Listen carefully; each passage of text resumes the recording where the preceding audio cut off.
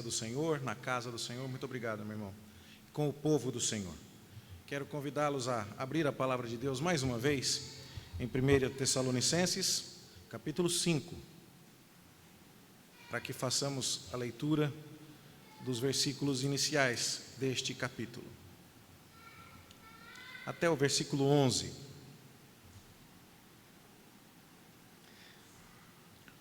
Vamos ler ali, 1 Tessalonicenses.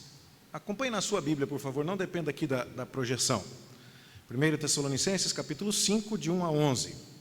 Irmãos, relativamente aos tempos e às épocas, não há necessidade de que eu vos escreva, pois vós mesmos estáis inteirados com precisão de que o dia do Senhor vem como ladrão de noite.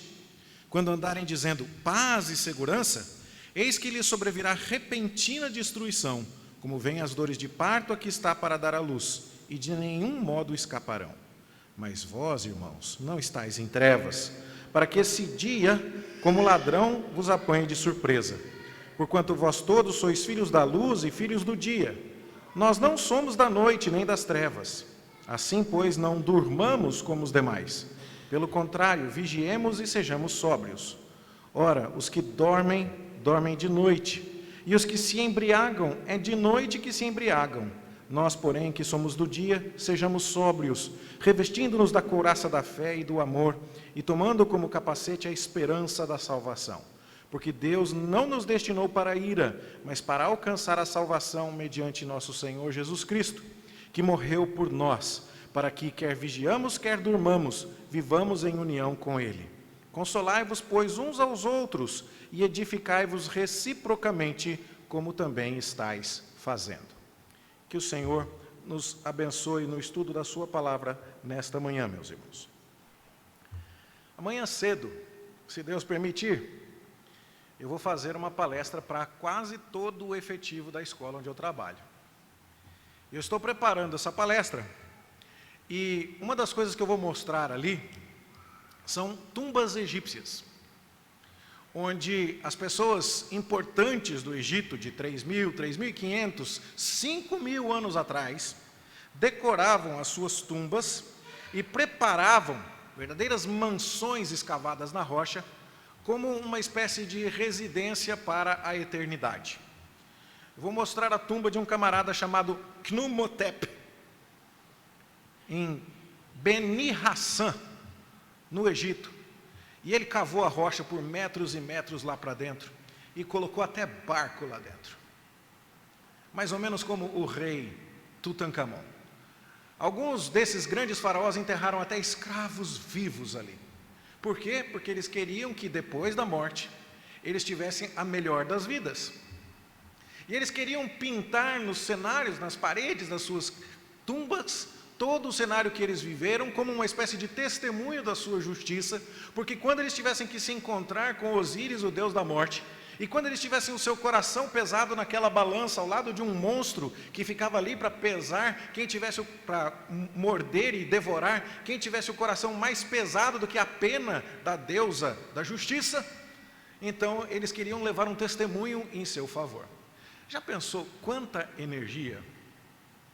Você já imaginou o trabalho que dá cavar na rocha um buraco do tamanho dessa nossa igreja? E depois pintar todas as paredes? E depois decorar cheio de coisa para enterrar?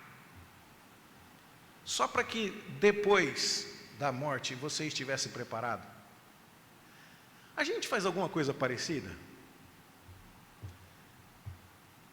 Eu não sei você, que já perdeu algum ente querido, mas o meu pai deixou alguns imóveis para minha mãe, mas as escrituras tudo bagunçada. Nem o documento do carro estava em dia. Deu um trabalho para o meu irmão conseguir vender o Poisé do velho. E às vezes a gente acha que vai durar para sempre. E às vezes a gente acha que a vida vai durar para sempre. E às vezes a gente não se prepara.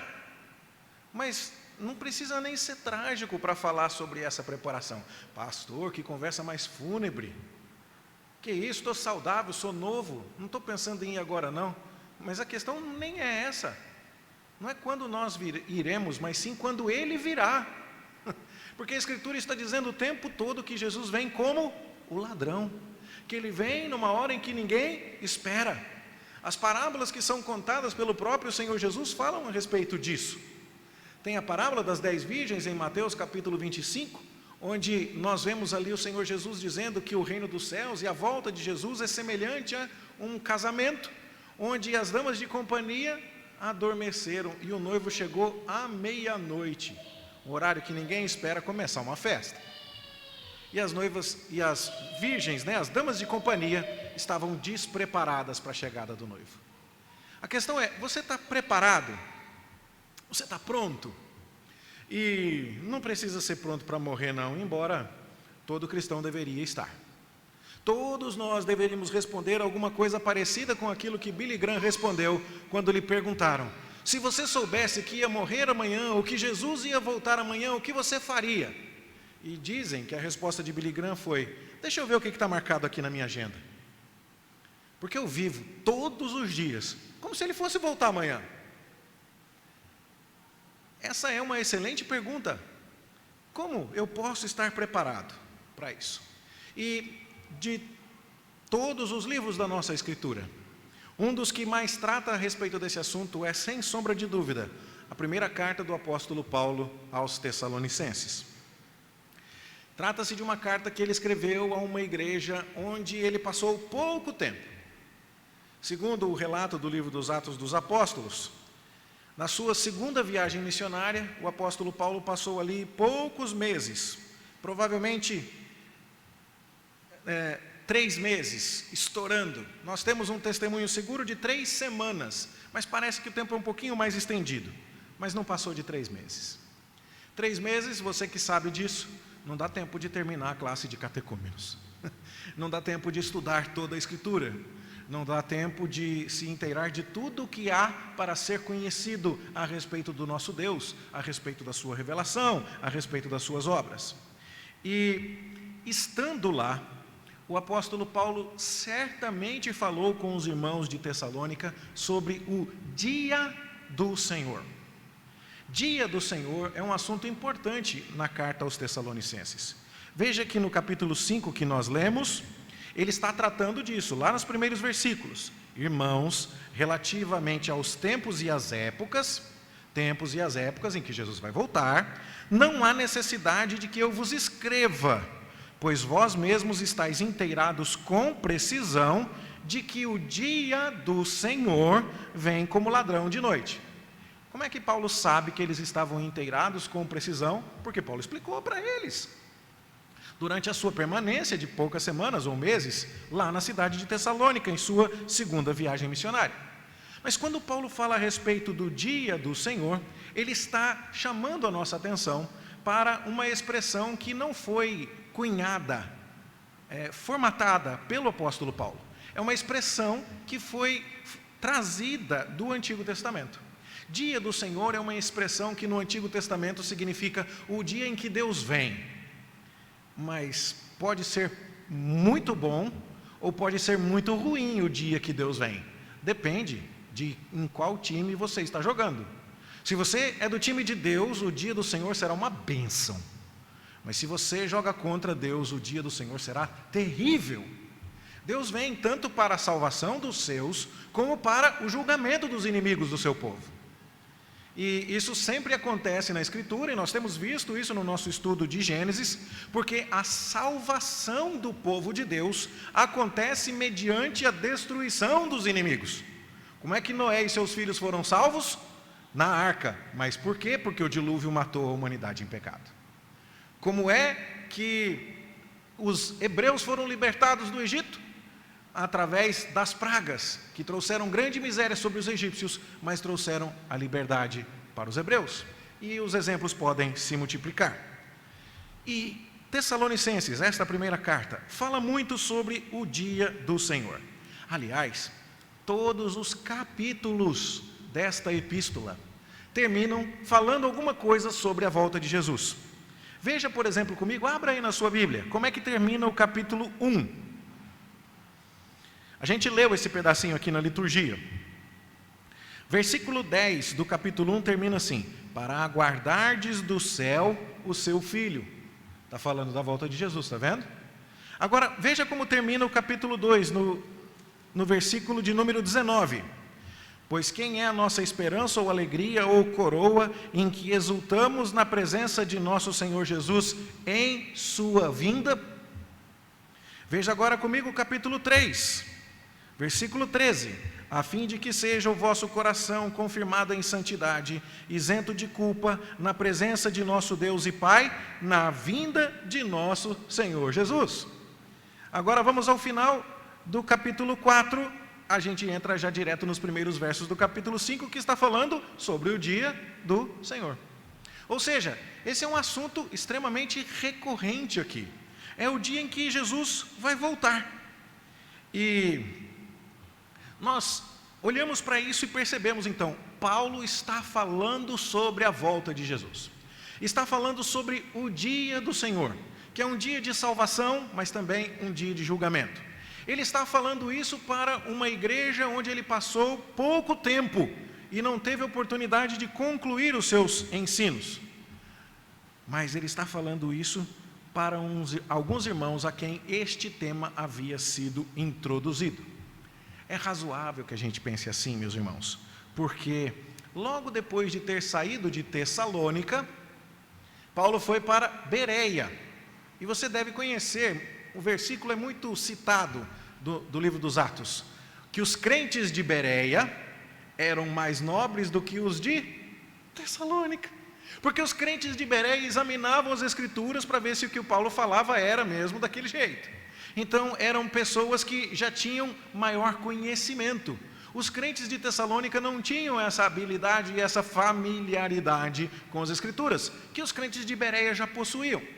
Mas depois de sair de Bereia, o apóstolo Paulo foi para Atenas. E lá em Atenas, ele começou a discursar. E porque o seu discurso em Atenas foi muito mal recebido, provavelmente por isso, nós temos uma certa transcrição do seu sermão proferido em Atenas. E veja o que Paulo falou lá em Atenas. Não precisa abrir sua Bíblia comigo, mas Atos 17:31 diz assim: porquanto Deus estabeleceu um dia em que há de julgar o mundo com justiça, por meio de um varão que destinou e acreditou diante de todos, ressuscitando-o dentre os mortos. Já tive chance de falar com você que foi exatamente quando Paulo falou sobre ressurreição que os atenienses desistiram de ouvi-lo. Ressurreição era considerado um retrocesso, porque se o corpo é mau como pensavam e a alma é boa, quando a gente morre, finalmente a alma boa se liberta do corpo mau. E você vem falar de ressurreição, parece um retrocesso. Então eles desistiram de ouvir Paulo quando Paulo falou sobre ressurreição.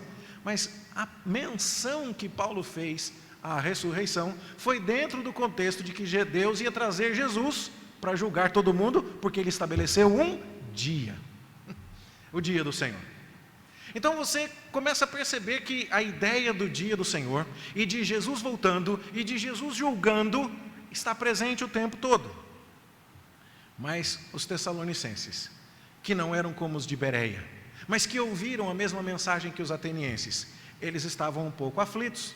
Paulo saiu de lá meio às pressas, ele não teve tempo de terminar tudo o que ele queria dizer. Houve uma certa perseguição por judeus enciumados do progresso que Paulo fazia na cidade, e ele foi dali escorraçado, saiu às pressas. E então, quando tempos depois ele já está na cidade de Corinto e ele recebe Silas e Timóteo, que estão trazendo notícias dos tessalonicenses, é como se Silas e Timóteo dissessem: Paulo, nós passamos lá, mas tem gente que está meio preocupada lá. Eles ainda não entenderam muito bem esse negócio de dia do Senhor, está precisando falar um pouco mais sobre isso. E essa carta, que tem os seus capítulos, vamos lembrar que os capítulos não foram estabelecidos por Paulo, certo? Mas a divisão do texto seguiu meio a ideia em que todas as vezes que se falava da volta do Senhor, começava um novo capítulo, o que é natural. E aí então, Paulo escreve essa carta falando muito sobre a volta do Senhor Jesus. E como a igreja que ouviu pouco sobre a volta de Jesus poderia estar preparada para não precisar ficar assustada, para não precisar ficar preocupada com a volta de Jesus. E é sobre isso que eu queria falar com você, ou melhor, que o apóstolo Paulo quer falar com você, se é que eu estou, como espero, estar sendo fiel à descrição do texto sagrado. Como estar preparado para a volta de Jesus? O que Paulo me ensina que eu deva fazer para estar preparado para a volta de Jesus?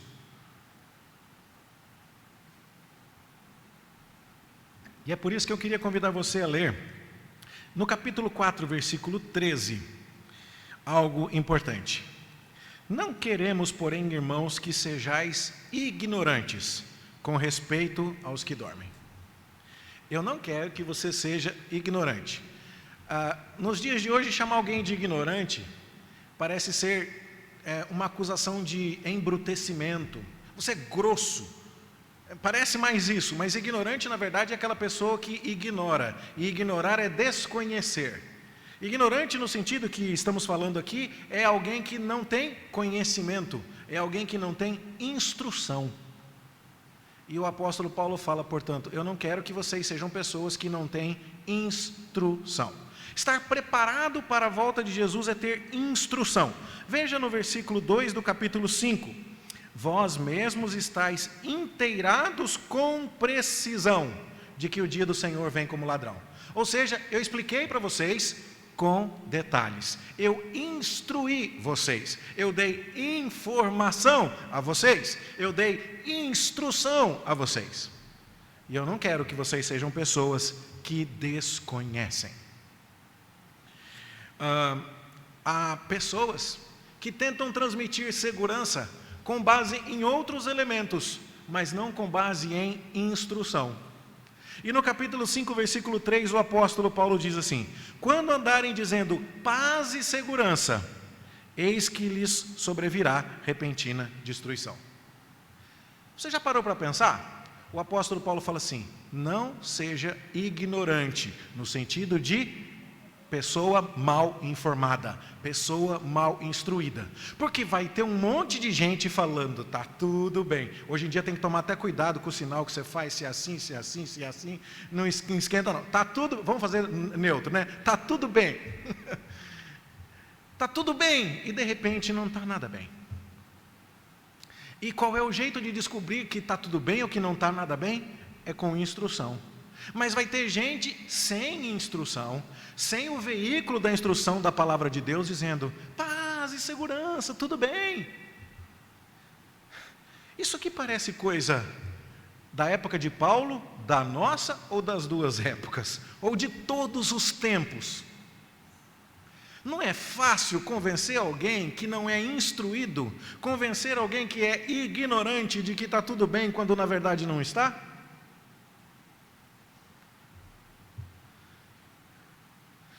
Quantas coisas acontecem, né? Na vida da gente.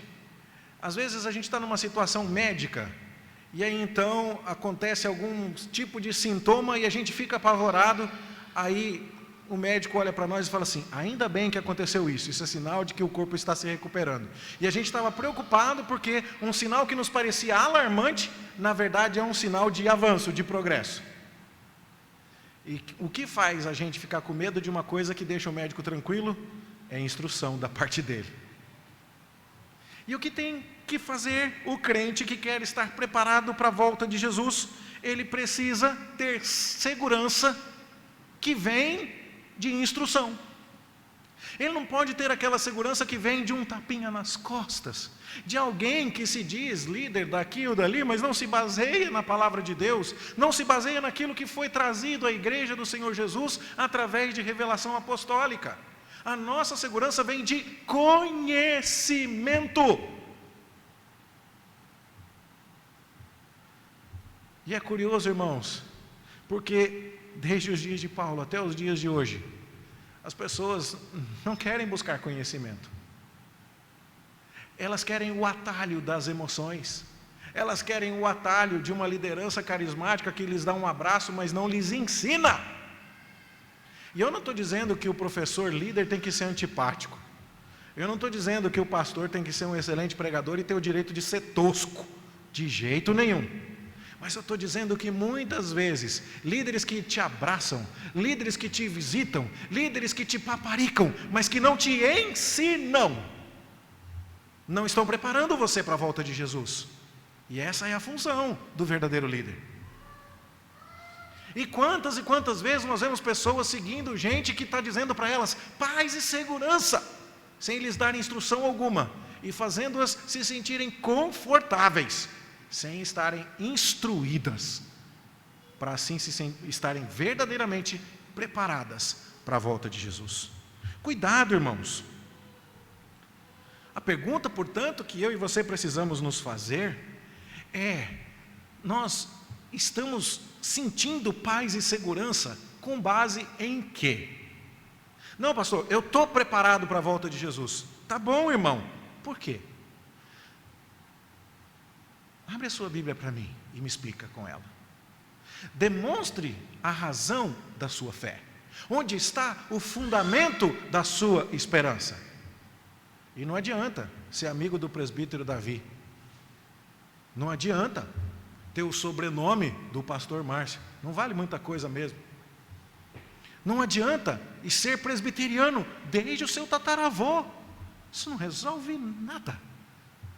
Você precisa ter fé e uma fé instruída. Como temos visto absurdos em nome da fé. Como temos visto gente fazendo besteira e ainda se sentindo em paz e segurança.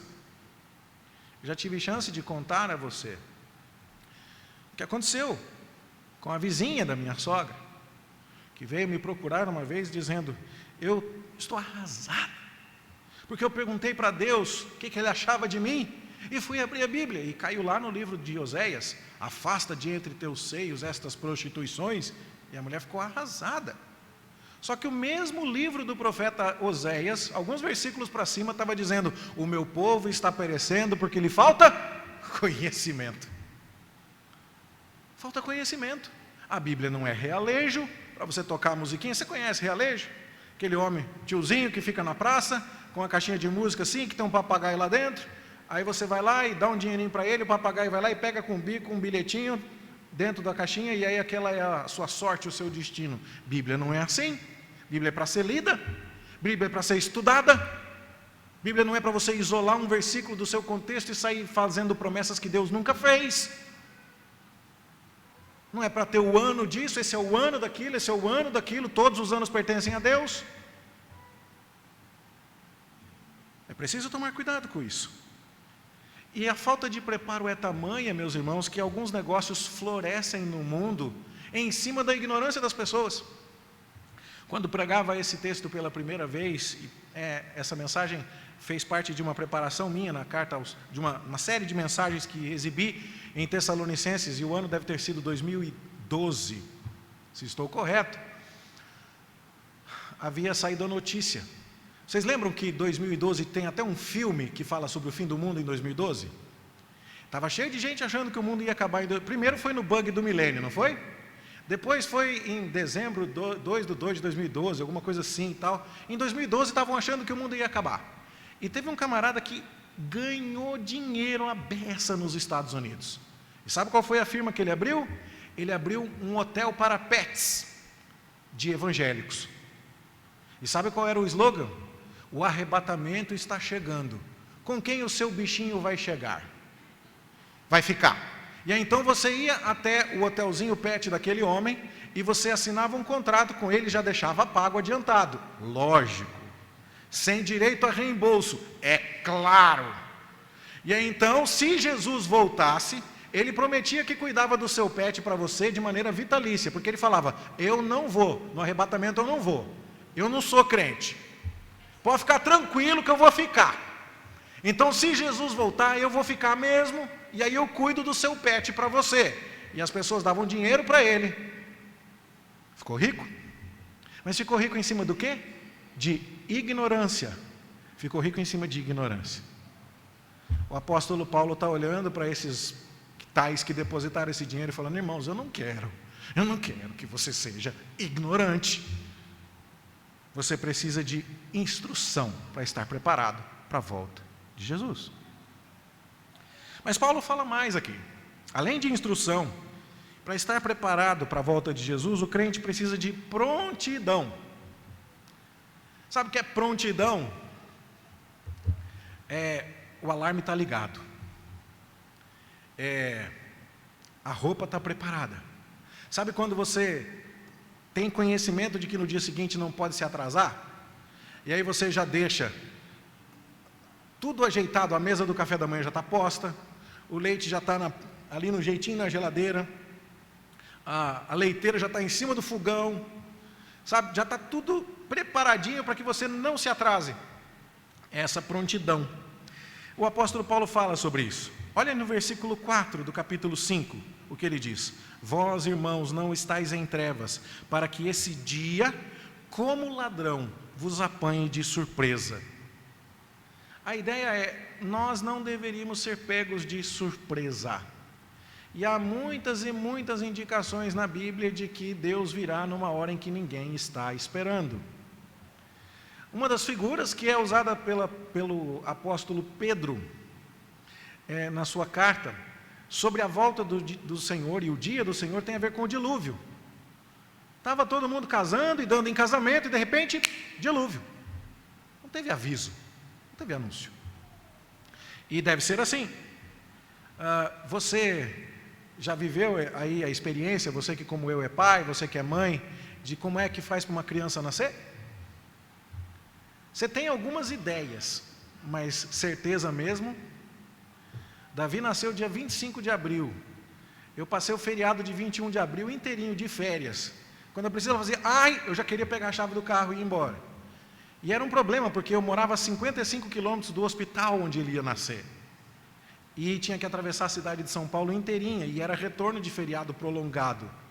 Eu sei o que é ficar de prontidão quando uma mulher está para dar à luz. Eu entendi o recado quando Jesus usou esse exemplo. Eu tinha que estar alerta, porque se aquele menino me resolve nascer num domingo à noite, em que está todo mundo voltando de carro para a capital, pela rodovia Castelo Branco, ele nasce no carro. Ele não nasce no hospital. Eu tinha que estar esperto. Bom, nós temos que estar prontos para isso, porque, diz o apóstolo Paulo, não devemos ser apanhados de surpresa, verso 4. No versículo 6 ele fala sobre a ideia de dormir, que é a mesma figura usada pelo Senhor Jesus na parábola das virgens, que elas dormiram. Você já viu isso? A noiva atrasou para o casamento e as damas de companhia resolveram tirar um cochilo. Será que isso acontece na vida real, gente? Jamais. Elas iam devorar as unhas antes. Elas iam ter crises de pânico e ansiedade. Cadê a noiva? Cadê o noivo? Melhor dizendo. Então, no versículo 7, Paulo fala, não nos embriaguemos. Quando você se embriaga, você propositalmente desliga o seu sistema de prontidão. Você se entorpece. Você se permite estar menos ágil, menos funcional do que tem capacidade para estar. É como se você dissesse, não vai acontecer nada de importante nas próximas horas, eu posso me desligar. É isso que faz quem dorme, é isso que faz quem se embriaga. É meio que dizer, não há nada importante para acontecer daqui para frente, eu posso me permitir fazer isso. E o apóstolo Paulo vai dizer, não, você não pode. Há tantas e tantas ilustrações a respeito disso. Uma delas é a história da formiga e da cigarra, que você deve conhecer muito bem, a fábula de Esopo. A formiga passa o tempo inteiro, todo o verão, levando suprimentos para dentro do formigueiro, enquanto a cigarra está tocando a sua viola. Viola não é coisa do diabo, tá, gente? Pode tocar violão tranquilo, né, índio? Coisa de Deus. O problema não é a viola da cigarra, o problema é a sua displicência. Enquanto a formiga está trabalhando, a cigarra está se divertindo. Não é por aí. Quando Deus nos ordena, melhor, ordenou ao povo de Israel, lá no livro de Levítico, que fosse tirado o fermento de suas casas. Ele estava lembrando as pessoas, a sua casa tem que estar em ordem, a sua família tem que ser dirigida para Deus, eu não quero pecado na sua casa, porque de Jesus, né? Porque eu sou o Deus zeloso, que chamei vocês para isso. E aí então a ideia de estar limpo e preparado para a volta de Jesus já é comunicada ao povo durante todo o tempo. Prontidão. Prontidão. Instrução, prontidão. E o terceiro requisito para você estar preparado para a volta de Jesus, que Paulo aborda aqui, santificação. Como estar preparado para a volta de Jesus? Com instrução. Não pode ser tolo, não pode ser ignorante. Como estar preparado para a volta de Jesus? Prontidão. Não pode dormir, não pode se embriagar. E santificação. Enquanto a prontidão era o aspecto de estar atento, a santificação é o aspecto de estar diligente, tomando providências para o seu crescimento. Então, se Paulo fala no versículo 7 sobre a embriaguez, ele fala no verso 8 sobre a sobriedade. Então, não se desligue e esteja pronto, mas se aplique ao seu crescimento e faça coisas. E é por isso que ele diz no verso 8, revestindo-nos da couraça da fé e do amor, e tomando como capacete a esperança da salvação. No verso 11 ele fala sobre consolar uns aos outros, sobre edificar uns aos outros, como o povo vinha fazendo. E a partir do versículo 12, você vai ver diversas recomendações de caráter prático que o apóstolo Paulo vai dar à sua igreja. Acatar com apreço os que trabalham, ter consideração para com a liderança, viver em paz uns com os outros, admoestar quem é insubmisso, consolar quem é desanimado, amparar quem é fraco, ter paciência um com o outro, evitar que alguém pague mal por mal, seguir o bem, orar sem cessar, e assim vai. E a santidade que o apóstolo Paulo está recomendando aqui é porque quando Jesus voltar, ele encontrará a sua noiva preparada para as bodas. E aí então, é sempre a ideia de tomar atitudes, que é contrária à ideia de desligar-se, dormindo ou se embriagando. A prontidão diz, não relaxe, não baixe a guarda, mas a santificação diz, faça. Onde foi na Bíblia que a gente viu a ideia de que crente é só alguém que não faz? Já reparou isso? Muitas vezes a gente se contenta com a ideia de que crente é aquele que não faz. E isso é uma tortura para os nossos jovens e adolescentes. Porque eles são conhecidos na escola como aqueles que não fazem. Vamos fazer isso? Não, não posso. Por quê? Porque eu sou crente. Vamos fazer aquilo? Não, não posso. Por quê? Porque eu sou crente. Então você não fuma, você não bebe, você não faz sexo antes do casamento, você não usa drogas, você não vai na balada, você não. Aí ele fala, E aí ele fica olhando para você assim com aquela carinha de... Lembra da propaganda da churrascaria? Depois que eu descobri a vida vegetariana, eu sou tão feliz. Era a propaganda da churrascaria. Por quê? Porque dá a ideia de que quem não faz as coisas, pobre e miserável. Mas a ideia é justamente o contrário. Eu sou uma pessoa que tem um lazer tão puro e tão limpo que você jamais experimentou. Eu não preciso de droga para ficar contente. Eu não preciso de sexo desautorizado por Deus para me sentir realizado. Eu não preciso da balada para ter diversão com alegria. Você já foi no encontro do Ministério de Casais do Jardim América para ver o que é rir até doer a barriga sem falar um palavrão? Você não sabe que nós aqui a gente arrebenta, a gente se diverte. Você já foi lá na ceia de Ano Novo da Igreja do Jardim América para ver o que é uma família inteira se reunir, cada um traz um pouquinho? E não foi igual lá nas muitas refeições em família, que o cunhado ficou falando desse partido, daquele, aí brigou, aí sai um outro gritado, aí o outro bebeu. Não, a gente tem uma festa lá que é muito melhor. Nós somos pessoas que fazem, nós somos pessoas que vivem, nós somos pessoas que se aplicam, e não pessoas que dormem. Ser crente e estar preparado para a volta de Jesus não é simplesmente ficar quietinho sem fazer nada. Não! A santificação tem um aspecto ativo. E isso é o que Deus está esperando de nós. Como estar preparado para a volta de Jesus? Com instrução, com prontidão, com santificação. Então deixa eu perguntar para você. Você está se instruindo na Bíblia? É sempre assim, viu? Você é a pessoa que veio na escola dominical hoje. É possível que boa parte das pessoas que mais precisam ouvir o que eu estou dizendo agora ficou em casa dormindo. Mas se você tem alguém que ficou dormindo em casa, fale com ela, fale com ele. Escuta, você não está pronto para a volta de Jesus não, você não está crescendo na fé, você não está crescendo em instrução. Deixa eu contar um exemplo que lamentavelmente aconteceu. Quando eu cheguei numa outra igreja, tinha a época dos apagões. Vocês lembram disso? Que acabava a energia elétrica no Brasil inteiro? A Kathleen não lembra, você é muito nova, Kathleen. Você tinha 6 anos na época. Mas aconteceu isso. Apagou o Brasil inteiro. E teve uma moça que ficou presa no elevador do prédio. E ela achou que Jesus tinha voltado. E ela ficou desesperada. E aí ela ligou para o pastor da igreja, que não era eu. Quando o pastor atendeu, ela falou: graças a Deus, não foi o arrebatamento. Porque ela tinha certeza que o pastor era crente. E se o pastor atendeu a ligação, então o pastor não foi arrebatado. Então ela estava bem. Primeiro de tudo, não é assim que vai ser o arrebatamento, não. Vai subir um, vai ficar outro. Isso aí é o filme que te ensinou. Não foi assim que a gente aprendeu na igreja.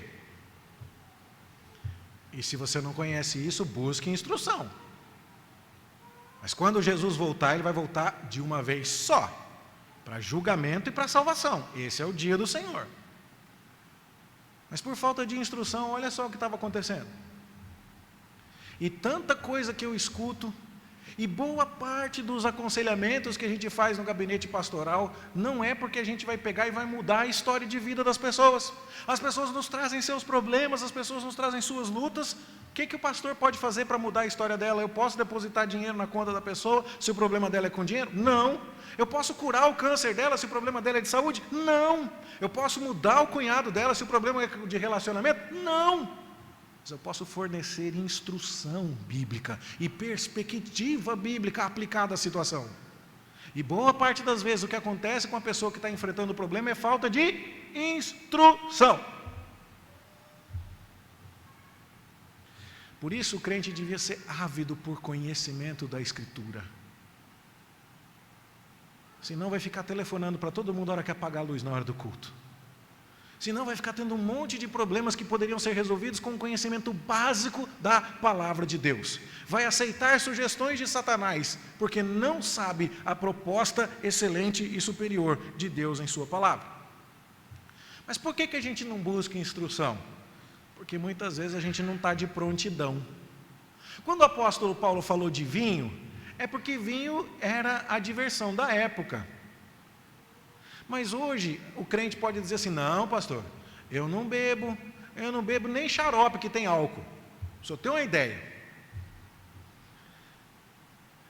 Irmão, a gente pode estar embriagado com outras coisas, tipo maratona em série, te embriaga, te coloca para desligar os seus reflexos em coisas que não são as excelentes. Você pode estar embriagado com a sua bicicleta. Você pode estar embriagado com o seu jogo online. Você pode estar embriagado com o seu futebol, com a sua Fórmula 1. Você sabe que, como pastor, de certa forma, eu fiquei um pouco mais aliviado quando o Brasil perdeu a Copa do Mundo. Porque a final ia ser de domingo, meio-dia. E já pensou Jesus voltando no domingo da final da Copa, às 9 horas da manhã? Aí ele falou assim: quem é dos meus aqui? E aí a gente fala assim: ué, o seu povo está aqui na tua casa no teu dia. Ele falava: e o resto? Estão embriagados em algum outro canto, iludidos com algum outro prazer. Já pensou? A gente está embriagado com muita coisa hoje. Satanás não está querendo necessariamente falar assim: não vai para a igreja não, e fique em casa, sem fazer nada, sabe assim? Não, você vai acabar vindo para a igreja. Quando C.S. Lewis falou a respeito disso no livro Cartas de um Diabo ao Seu Aprendiz, ele contou na ficção, o diabo professor estava ensinando o diabo aprendiz sobre como tirar a crentalhada na igreja. Aí o sobrinho chegou e falou: tio, eu descobri um jeito, eu consegui convencer os crentes a não irem para casa. Aí o tio pergunta mais ou menos assim: e o que eles vão ficar fazendo? Nada. Ele falou: não, assim não vai dar certo. Por que não? Porque se eles não fizerem nada, daqui a pouco eles vão ficar entediados e eles voltam para a igreja. Você não vai tirar a igreja deles, você só vai colocar mais coisas na vida deles. Não tem problema você ir à igreja, mas era bom que você fizesse isso, mas era bom que você fizesse mais aquilo, mas era bom que você fizesse mais aquilo outro. E aí você embriaga o crente. E aí ele vai chegar um momento que ele vai dar com naturalidade para você a desculpa: eu não fui porque eu precisava fazer aquilo. Está embriagado. Já está embriagado. Cuidado. E por fim, santificação. Uma coisa bastante óbvia, mas é algo a ser perguntado a mim e a você. Você é mais crente hoje do que era ano passado? Não é só se você conhece mais da Bíblia agora do que conhecia o ano passado, que é uma excelente pergunta sobre instrução. Se você está menos distraído com certas coisas do que esteve o ano passado, porque é a questão da prontidão, mas se você orou mais, se você buscou mais, se você venceu algum pecado específico na sua vida, se você cresceu no tratamento com as pessoas ao seu redor, se você serviu mais na casa de Deus, é esperado isso. Em tantos e tantos momentos, os apóstolos nos falam no Novo Testamento: eu tive que dar leitinho para vocês beberem, porque vocês não davam conta de alimento sólido. Você cresceu? Você cresceu? Que coisa triste é a gente ter os números da igreja aumentando, mas a qualidade dos crentes permanecendo baixa. Uma igreja que está recebendo muita gente, mas que não está desenvolvendo as pessoas, é uma igreja que preocupa. Onde estão as pessoas dispostas a crescer? Já reparou? Existe uma grande ânsia de muitos de nós, e ela não é problemática em si, ela não é o problema em si. Deixe-me frisar muito bem isso. Mas a pessoa arruma um emprego, já quer fazer a pós, já quer fazer o curso de informática não sei o quê, já quer fazer o MBA não sei das quantas, já quer ir para o mestrado, porque quer crescer na carreira. Mas ela chega aqui, ela ouve falar: você está indo para o céu, ela fala: pronto. Do jeito que está aqui, não precisa mais. Vou manter a minha santificação no mínimo necessário, nota de corte. Eu já vou para o céu mesmo? Não, não é assim, irmãos. Não é assim. Um sinal de vida é o crescimento. O crescimento é sinal de vida. Você está preparado para a volta de Jesus? Você está estudando a sua Bíblia? Você aprendeu de Deus? Você está preparado para a volta de Jesus? O que precisava ser consertado na sua vida se Jesus voltasse amanhã? O que precisava ser abandonado na sua vida? O que está te distraindo, te embebedando, que te impede de chegar mais perto de Jesus? Você está crescendo? Nós precisamos fazer essas coisas para estar preparados para a volta do Senhor Jesus. Que Deus tenha misericórdia de nós, meus irmãos, e nos ajude. Que estejamos prontos e que no dia em que o Senhor voltar, Ele nos encontre preparados como a noiva que vai ser levada pelo seu noivo para a festa das bodas. Que assim Deus nos abençoe, em nome de Jesus. Amém. Nós temos uma música para cantar.